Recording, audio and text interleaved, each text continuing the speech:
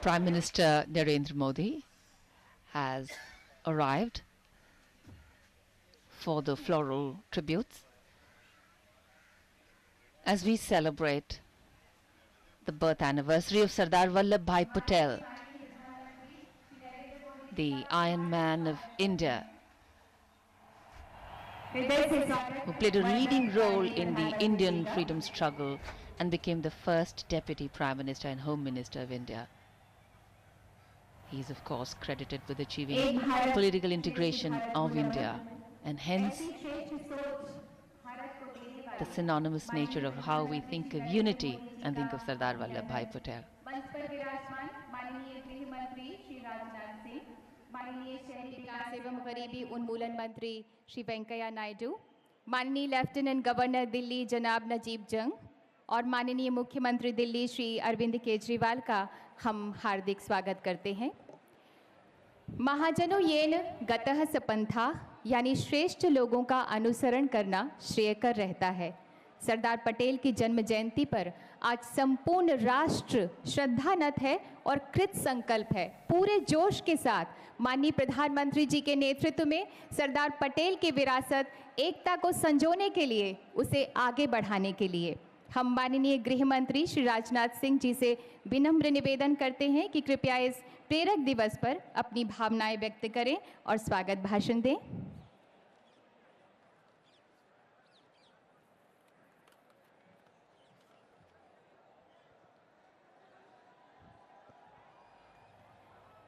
भारत के यशस्वी प्रधानमंत्री जी, हमारे नगर विकास मंत्री जी, दिल्ली के उपराज्यपाल महोदय, दिल्ली के मुख्यमंत्री महोदय, यहाँ उपस्थित सभी सम्मानित देवियों, सज्जनों एवं युवा मित्रों, सर्वप्रथम मैं सरदार वल्लभ भाई पटेल के 140वीं जयंती पर आप सबको हार्दिक शुभकामनाएं देता हूं और आप सभी का यहां पर मैं हार्दिक अभिनंदन करता हूं, स्वागत करता हूं। आप सभी जानते हैं सरदार वल्लभ भाई पटेल की 140वीं जयंती सारे देश में राष्ट्रीय एकता दिवस के रूप में मनाई जा रही है।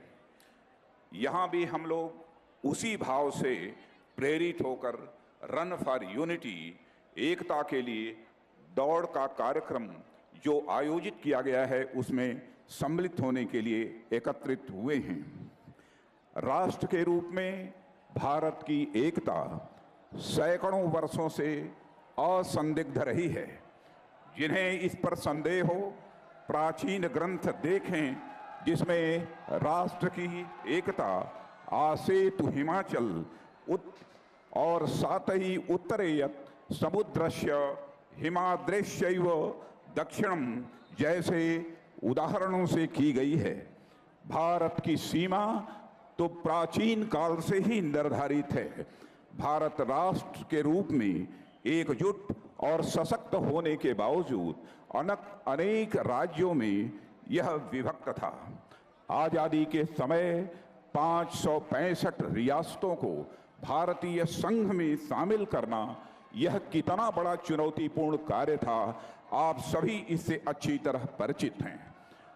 ब्रिटिश हुकूमत ने 4 जून 1947 को ही यह घोषणा कर दी थी कि 14/15 अगस्त 1947 को भारत और यह पाकिस्तान का यह विभाजन होगा और दोनों देश आज़ाद होंगे। 70 दिनों के अंदर 15 अगस्त 1947 के पहले ही सारी रियासतों को भारतीय संघ में शामिल करना यह बहुत बड़ा दुष्कर कार्य था, लेकिन अपनी दृढ़ इच्छा शक्ति और राजनैतिक सूझबूझ से इस काम को यदि किसी ने किया तो वह राष्ट्र पुरुष सरदार वल्लभ भाई पटेल हैं, जिन्होंने इस काम को पूरी तरह अंजाम देने में कामयाबी हासिल की। भारत, सांस्कृतिक भारत भले ही हजारों वर्षों से हो, लेकिन आधुनिक राजनीतिक भारत का शिल्पकार यह देश यदि किसी को मानता है तो वह सरदार वल्लभ भाई पटेल को आधुनिक राजनीतिक भारत का शिल्पकार मानता है।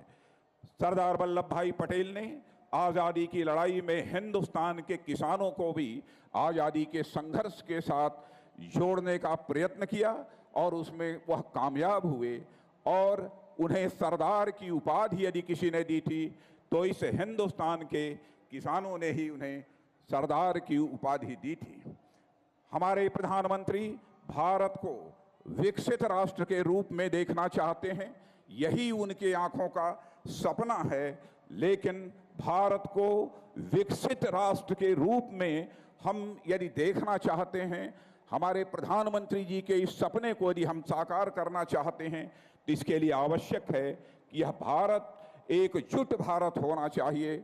इसलिए आइए आज सरदार वल्लभ भाई पटेल के इस जयंती के अवसर पर हम सभी यह संकल्प लें, चाहे जात पंथ अथवा भाषा भेष की सारी विविधताओं के बावजूद इस देश की एकता और अखंडता को बनाए रखने के लिए हमें जितनी भी ऊर्जा लगानी पड़ेगी हम अपनी ऊर्जा लगाएंगे, लेकिन भारत की एकता और अखंडता पर किसी भी सूरत पे हम आँच नहीं आने देंगे। मैं समझता हूँ यही संकल्प सरदार वल्लभ भाई पटेल के लिए एक सच्ची श्रद्धांजलि होगी।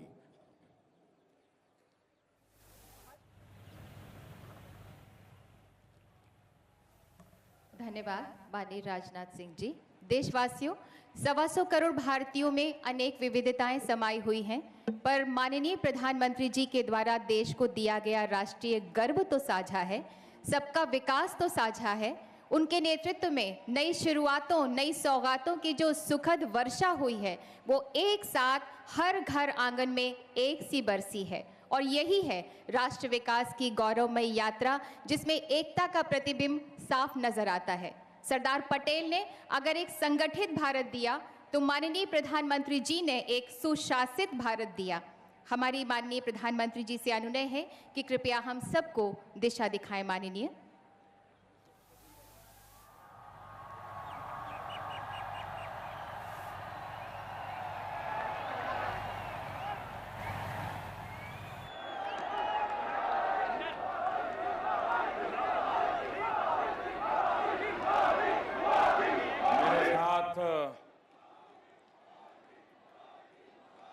मैं कहूंगा सरदार पटेल, आप लोग कहेंगे अमर रहे, अमर रहे। सरदार पटेल, सरदार पटेल, सरदार पटेल, सरदार पटेल। मंच पर विराजमान भारत के गृह मंत्री, मेरे साथी श्रीमान राजनाथ सिंह जी, केंद्र सरकार में मंत्रिपरिषद में हमारे साथी श्रीमान वेंकैया नायडू जी, दिल्ली के लेफ्टिनेंट गवर्नर श्रीमान नजीब जी, दिल्ली के मुख्यमंत्री श्रीमान अरविंद केजरीवाल जी और उपस्थित सभी नौजवान मित्रों, आज 31 अक्टूबर हम सरदार साहब की 140वीं जयंती मना रहे हैं।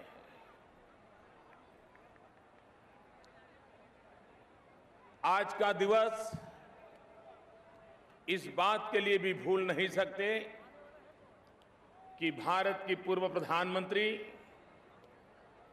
श्रीमती इंदिरा जी ने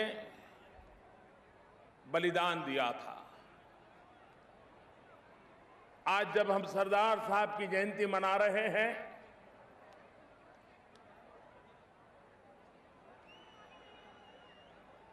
हर समय महापुरुषों का जीवन, महापुरुषों की जीवन शैली आने वाली पीढ़ियों को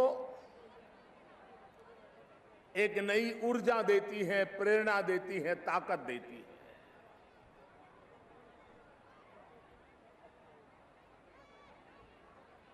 देश में किसी को भी हमारी इस महान विरासत को भुला देने का हक नहीं है। देश के लिए जीने मरने वाले, उनकी विचारधारा का मूल्यांकन करना ये हमारा दायित्व नहीं है। उनके महान कार्यों को याद करना, उसमें से कुछ लेने पाने की कोशिश करना और उन महान संकल्पों को लेकर के जीने का प्रयास करना, वो हर पीढ़ी का दायित्व होता है। सरदार साहब भारत की एकता के साथ एक अटूट नाता जिस महापुरुष का जुड़ा, वो सरदार साहब था। वे लौह पुरुष के रूप में इसलिए नहीं जाने गए कि किसी ने उनको अखबार की कॉलम में उनका नाम लौह पुरुष के रूप में छाप दिया था, किसी ने सर्टिफिकेट दे दिया था। वे लौह पुरुष इसलिए माने गए, और आज भी लौह पुरुष सुनते ही सरदार साहब का चित्र हमारे आंखों के सामने आ जाता है। उसका कारण उनके जीवन के हर निर्णय, हर व्यवस्था से जब भी उनको फैसले करने की नौबत आई, उस शक्ति के साथ उन्होंने किए, उस समझदारी के साथ किए, और तब जाकर के लौह पुरुष के नाम से वो हिंदुस्तान के अंदर अमर हो गए। शायद दुनिया में बहुत कम लोग होते हैं कि जो एक से अधिक उपाधियां से नवाजित हो और सारी की सारी स्वीकृत हो। वे सरदार साहब के नाम से भी जाने गए, लौह पुरुष के नाम से भी जाने गए, और दोनों चीजें बराबर बराबर साथ चलती रही। ये बहुत कम होता है। भारत की एकता के लिए सरदार साहब का योगदान कम नहीं आंका जा सकता। अंग्रेजों का सपना था कि देश छोड़ने के बाद ये देश बिखर जाए। वो चाहते थे कि राजे रजवाड़ों के बीच एक टकराव पैदा होगा और भारत कभी एकता के सूत्र में नहीं बंधेगा। और इसके लिए उन्होंने अपने शासन काल में विभाजनकारी जितनी भी बातों को बल दिया जाए, जितनी भी बातों के बीज बोए जाए, हर कोशिश को उन्होंने करते रहे थे। लेकिन इतनी सारी कोशिशों के बावजूद भी ये सरदार साहब थे जिन्होंने भारत को एकता के सूत्र में बांध दिया, बहुत ही कम समय में बांध दिया, और उसमें राजनीतिक कौशल्य का परिचय दिया, अपनी लौह मज्जा का उन्होंने परिचय दिया, उन्होंने कौशल्य का परिचय दिया। राजे महाराजाएं, उनकी जो ऊंचाइयां थी, समाज में जो उनका स्थान था, उसको मनाना कठिन काम था, लेकिन वो सारी बातें एक सीमित समय सीमा में सरदार साहब ने करके दिखाई। हिंदुस्तान के इतिहास की तरफ देखें तो चाणक्य ने 400 साल पहले देश को एक करने के लिए एक भगीरथ प्रयास किया था और बहुत बड़ी मात्रा में सफलता पाई थी। चाणक्य के बाद भारत को एकता के सूत्र में बांधने का अगर कोई अहम काम किसी महापुरुष ने किया तो वो सरदार वल्लभ भाई पटेल ने किया, और उसी के कारण तो आज कश्मीर से कन्याकुमारी, अटक से कटक, हम एक स्वर से इस भारत मां को याद करते हैं, भारत माता की जय बोलते हैं। उस मां का रूप सरदार साहब ने निखारने में बहुत बड़ी भूमिका अदा की थी, और इसलिए वो महापुरुष जिसने एक भारत दिया, उसे श्रेष्ठ भारत बनाना ये हम सबका दायित्व है, हम सबका कर्तव्य है। और इसलिए एक भारत श्रेष्ठ भारत बने, उसके लिए 125 करोड़ देशवासियों का सामूहिक पुरुषार्थ आवश्यक है। निर्धारित लक्ष्य की ओर कदम से कदम मिलाकर के चलना आवश्यक है। हमारी गति को समय की मांग के अनुसार तेज करने की आवश्यकता है। और वो प्रेरणा हमें सरदार साहब से मिलती है। सरदार साहब महात्मा गांधी भारत लौटने के बाद सरदार साहब सार्वजनिक जीवन में आए। दिसंबर 1915 में सरदार साहब ने सार्वजनिक जीवन की शुरुआत की। इस दिसंबर में सरदार साहब की सार्वजनिक जीवन की यात्रा की शताब्दी का वर्ष प्रारंभ हो रहा है और उस अर्थ में भी ये जीवन हमें किस प्रकार से प्रेरणा दे, हमारा निरंतर प्रयास रहना चाहिए। सरदार साहब की कई विशेषताएं थी। वे प्रारंभिक काल में अहमदाबाद म्युनिसिपल कॉरपोरेशन में सिटी मेयर के रूप में चुने गए थे और सिटी मेयर के रूप में चुनने के बाद आज बहुत लोगों को आश्चर्य होगा, सिटी मेयर चुनने के बाद सरदार साहब ने अपने शासन के पहले 222 दिन 222 डेज अहमदाबाद शहर में एक स्वच्छता का बड़ा अभियान चलाया।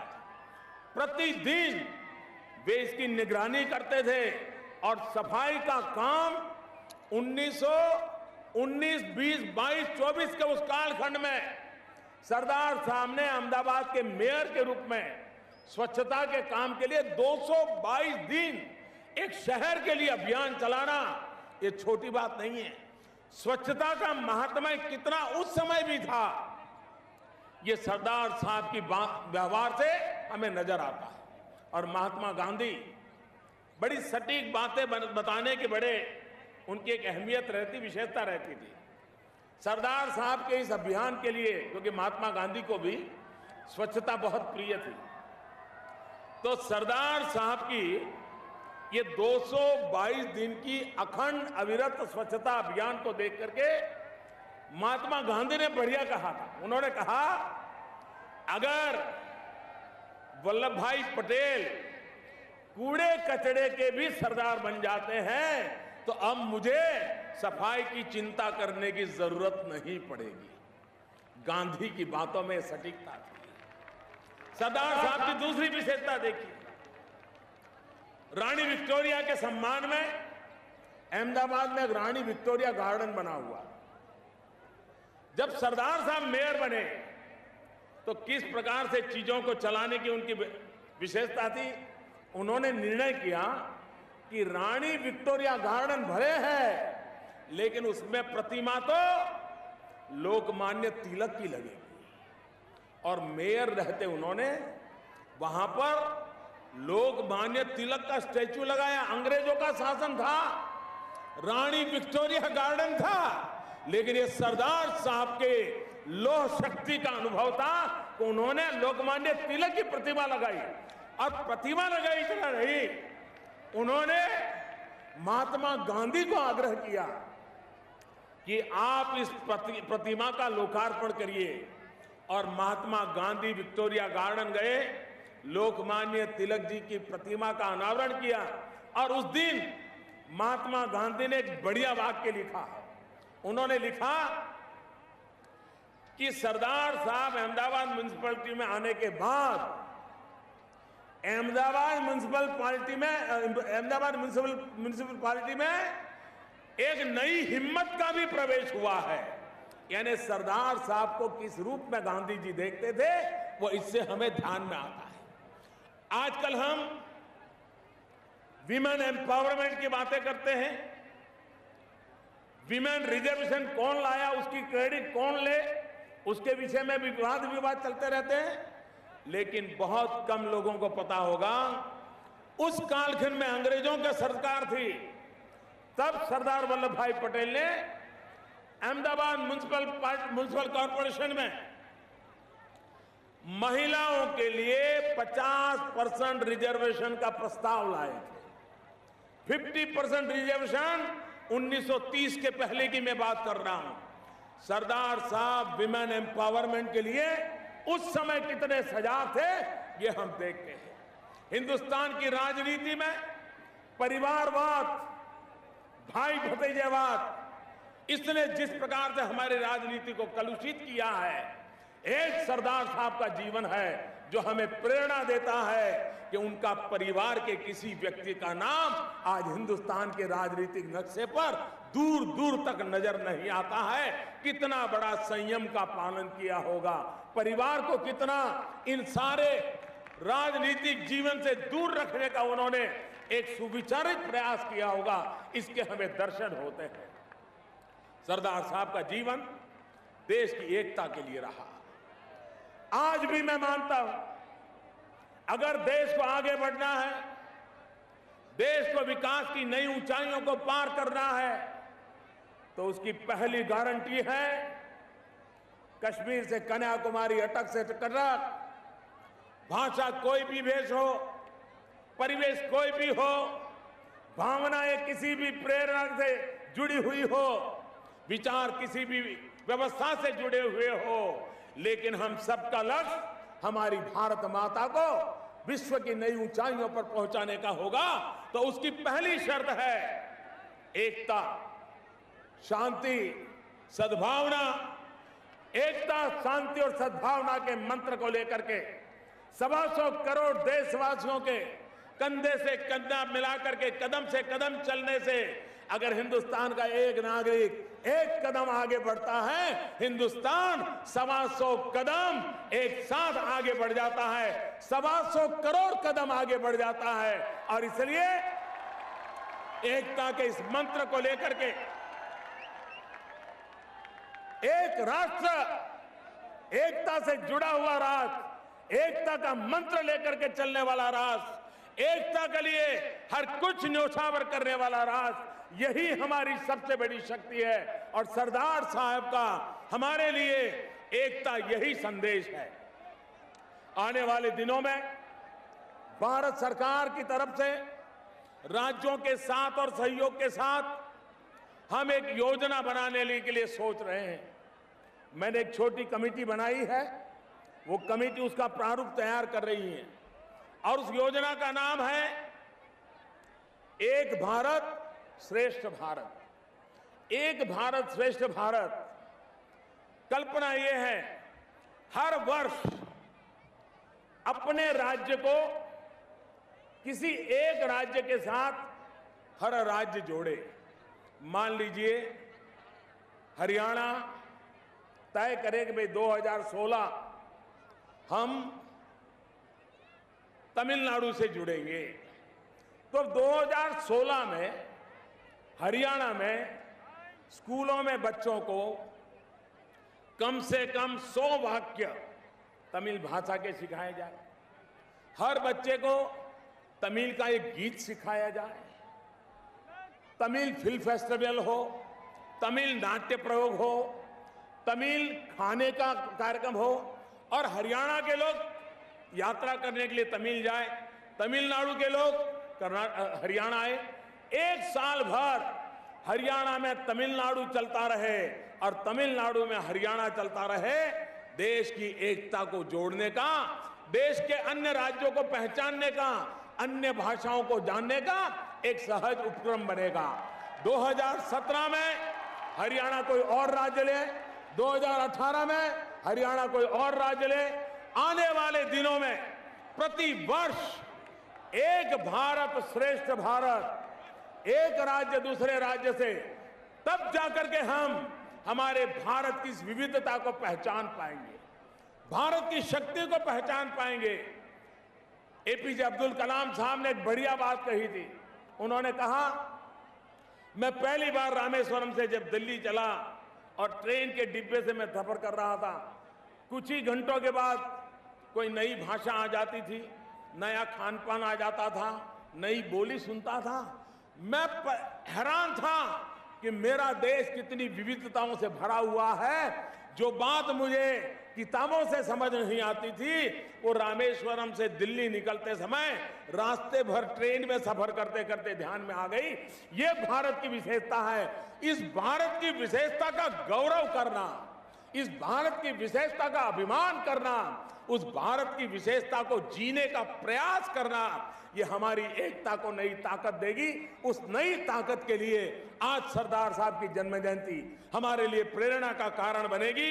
और इसलिए सरदार साहब को मैं आदरपूर्वक अंजलि देता हूं, नमन करता हूं और उनके आशीर्वाद, भारत के लिए त्याग तपस्या करने वाले लक्षावधि महापुरुषों के आशीर्वाद हम सबको देश की एकता अखंडितता के लिए, भारत के विकास के लिए, भारत को नई ऊंचाइयों पर ले जाने के लिए एक नई ताकत देंगे। यही मेरा इन महापुरुषों को नमन करते हुए आदरपूर्वक उनके आशीर्वाद की कामना है। मैं यहां पर एक संकल्प दोहराऊंगा। आप सबसे मेरा आग्रह है कि हम भी आज मेरे साथ साथ इस संकल्प को दोहराएंगे।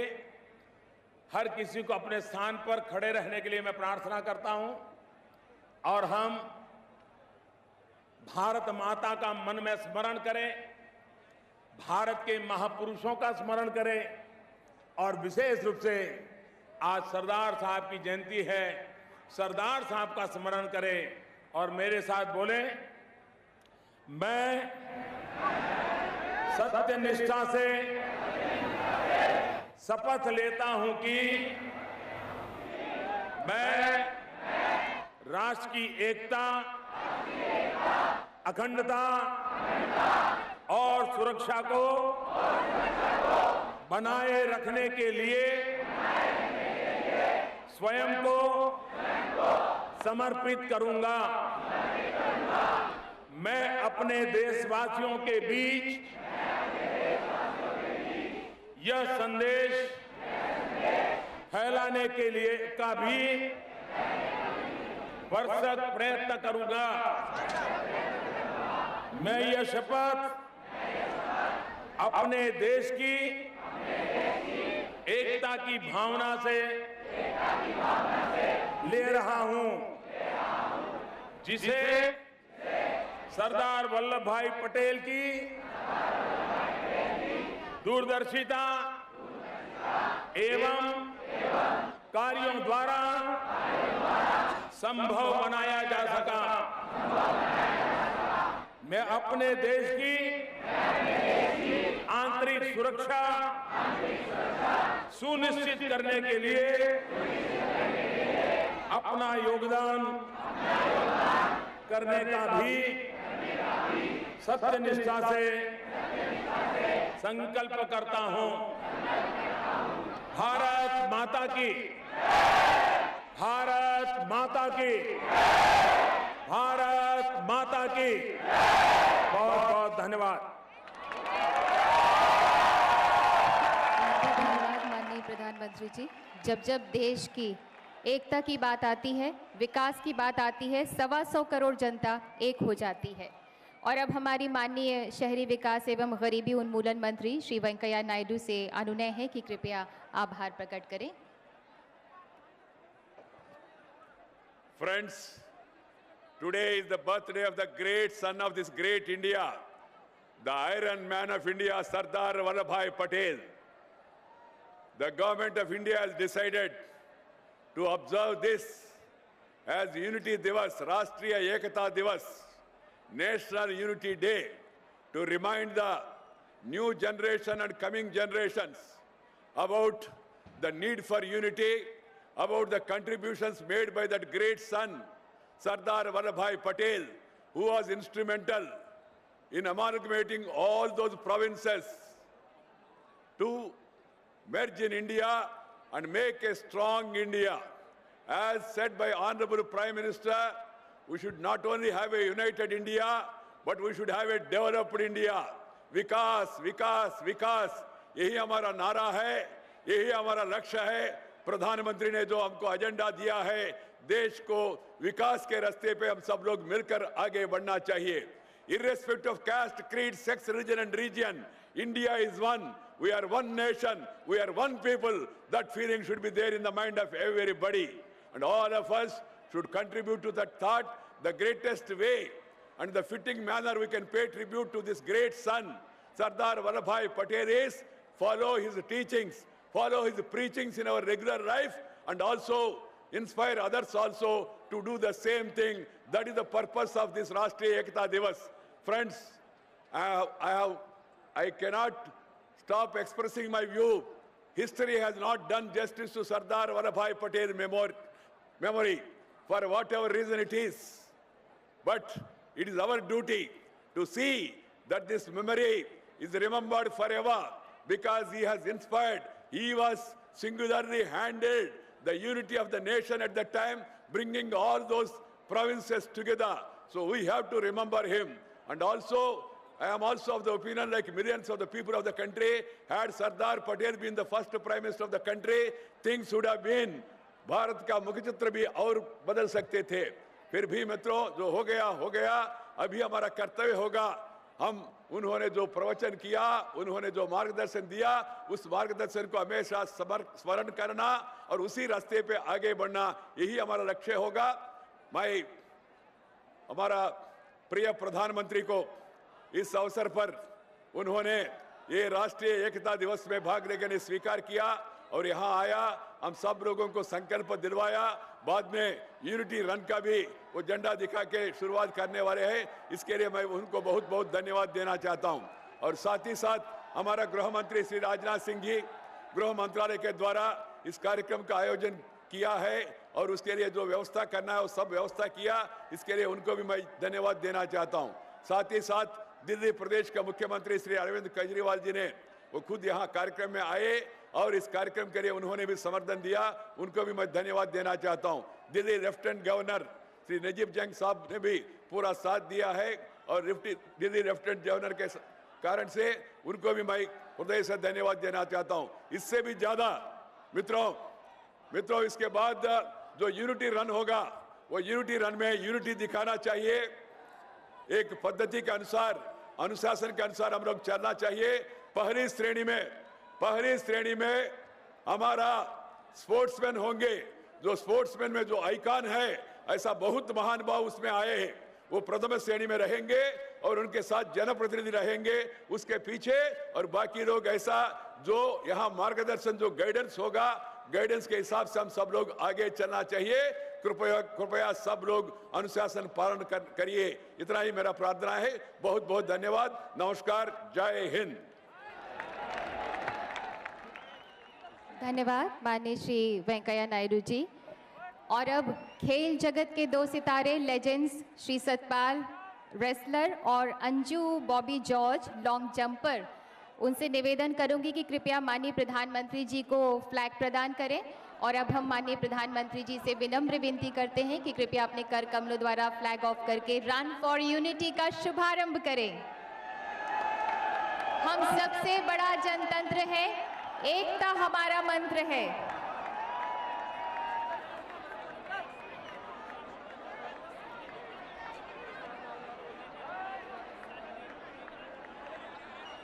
और माननीय प्रधानमंत्री जी ने ध्वज को थामा और ये फ्लैग ऑफ किया गया माननीय प्रधानमंत्री जी के कर कमलों द्वारा रन फॉर यूनिटी के लिए. समानो मंत्रः समितिः समानी समानम व्रतम सहचित्तमेषाम्. हमारे विचार, समिति, कर्म एक समान है.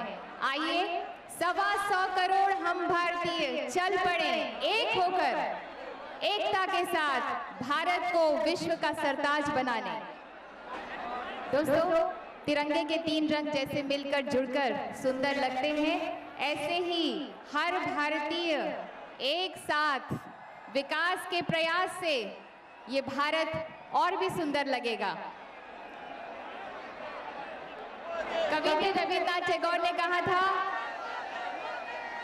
कि तेरी आवाज पे कोई ना आए तो फिर चल अकेला रे.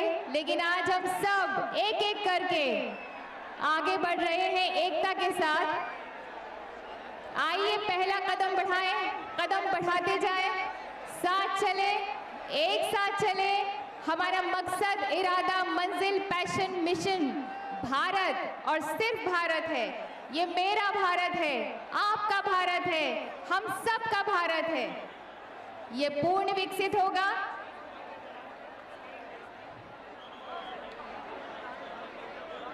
और सभी लोग एक साथ एक एक करके आगे बढ़ेंगे और बहुत ही संयम के साथ में, बिना भागदौड़ के. कौन बोलता है भारत की तरुणाई में तेज नहीं, किसने बोला ये तरुणाई हिम्मत से लबरेज नहीं, कह मत देना नहीं फड़कते हैं उनके बाजू जोश से, ये आंधी की रार रोकते हैं अपने आक्रोश से। जी हाँ, बहुत ही जोश और जोर के साथ, जज्बे के साथ सभी भारतीय एक होकर एकता के साथ आगे बढ़ रहे हैं। आपका जोश, उत्साह, माननीय प्रधानमंत्री जी का आशीर्वाद, आज सब कुछ है यहाँ पर। आज ये राजपथ पटेल पथ बन गया है। शेखर, सुभाष, अशफाक की धरा है ये। क्रांति का प्रवाह कभी रुकने ना पाएगा। 125 करोड़ जनता के दिल में लहराता ये लाडला तिरंगा कभी झुकने ना पाएगा।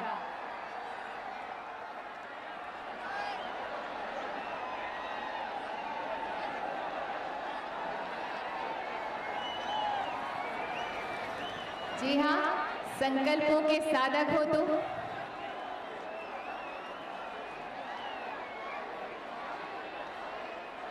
यही एकता से भरी हुई आवाज है जो गुंजायमान हो रही है आज राजपथ पर, आसमान में। ये है 125 करोड़ भारतीय एक साथ। संकल्पों के साधक हो तुम, साहस भरी उड़ान हो, मुकुट तुम ही हो भारत माँ का, तुम ही हिंदुस्तान हो। गांधी की तुम परम अहिंसा, तुम ही सुभाष का नारा हो, तुम ही इरादे हो पटेल के, तुम ही कलाम की धारा हो।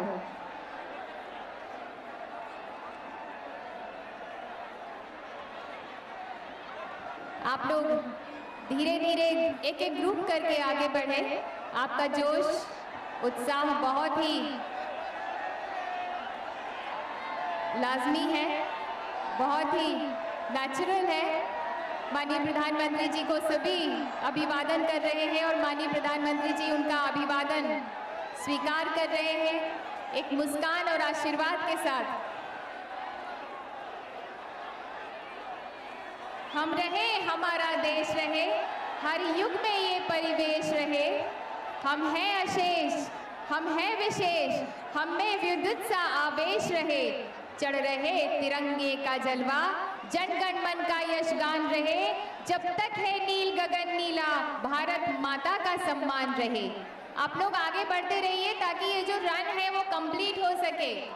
हम जानते हैं कि आपको उत्साह है, आतुरता है माननीय प्रधानमंत्री जी और सभी हमारे जो गणमान्य अतिथिगण हैं उनसे अभिवादन उन्हें करने का, उन्हें देखने का। लेकिन मैं आपसे निवेदन करूंगी कि कृपया ये रन बनाकर रखें। रन फॉर यूनिटी है ये, आगे बढ़ते रहें। राजपथ पर आगे बढ़ना है, कृपया आगे बढ़ते रहें। आज हम सबको मिलकर दिखाना है कि एकता के साथ जब भारतीय आगे बढ़ते हैं तो जैसा कि माननीय प्रधानमंत्री जी ने कहा है, 125 करोड़ कदम आगे बढ़ता है भारत। आगे लोगों को आने दीजिए, कृपया जो मंच के सामने है, पीछे जो लोग हैं उनको आने दीजिए आगे। आप लोग आगे बढ़ते रहिए।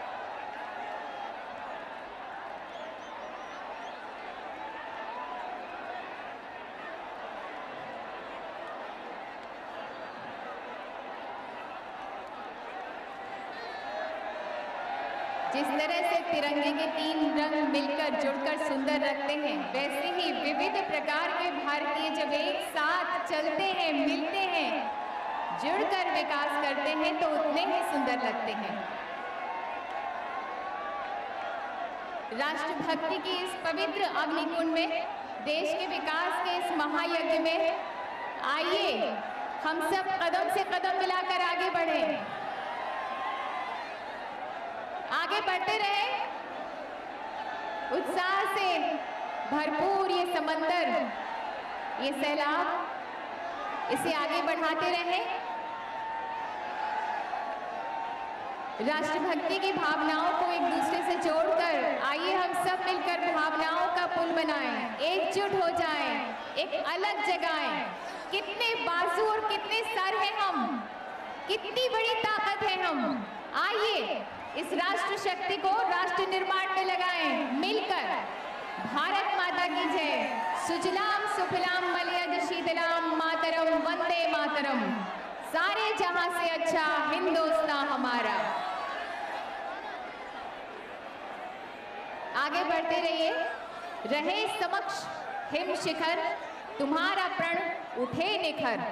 रुको नहीं, झुको नहीं, बढ़े चलो, बढ़े चलो। चलो नई मिसाल हो, जलो नई मशाल हो। रुको नहीं, झुको नहीं, बढ़े चलो, बढ़े चलो। इस जज्बे को साथ में रखते हुए आगे बढ़ चले। आज हम सबका बहुत सौभाग्य है कि आज माननीय प्रधानमंत्री जी हम सब के बीच में हैं, अपने आशीर्वाद अभिवादन के साथ में। देखिए, आप लोगों से माननीय प्रधानमंत्री जी भी कह रहे हैं कि आप लोग आगे बढ़ते रहें, आगे बढ़ते रहें।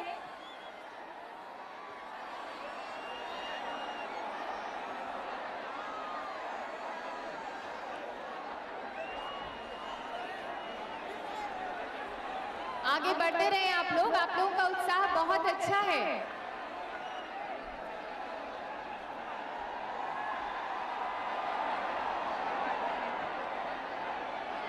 हमारा स्वावलंबी भारत, स्वाभिमानी भारत, एक समृद्ध भारत बनने की दिशा में चल पड़ा है। हमें भी आगे बढ़ना है। हम माननीय प्रधानमंत्री जी के हृदय से आभारी हैं कि आज उन्होंने हमारे बीच उपस्थित होकर हमें अपना आशीर्वाद दिया, शुभकामनाएं दी, हमें प्रेरणा दी, हमें जोश जगाया। अपनी योग्यता और क्षमता की पताका फहराने, दुनिया को दिखाने की भारत किसी से भी कम नहीं। आइए हम सब एक परिश्रमी भारत, पराक्रमी भारत, विजयी भारत के निर्माण में एकता दिवस और राजपथ पर शुभारंभ किया प्रधानमंत्री ने रन फॉर यूनिटी एकता दौड़ का।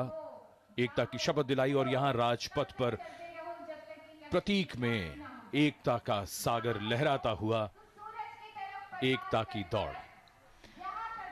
Prime Minister Narendra Modi flagging off the Run for Unity, and you can see the enthusiasm, the joy and the passion in the crowd as they running for unity, and of course ensuring that our cameras get their brightest and happiest pictures too. And here the venue at Rajpath, the India Gate lawns resonating with sounds of energy as the Run for Unity, the Run of Unity, Ekta Divas, is being celebrated to celebrate the birth anniversary of Sardar Vallabhbhai Patel, the Iron Man of India.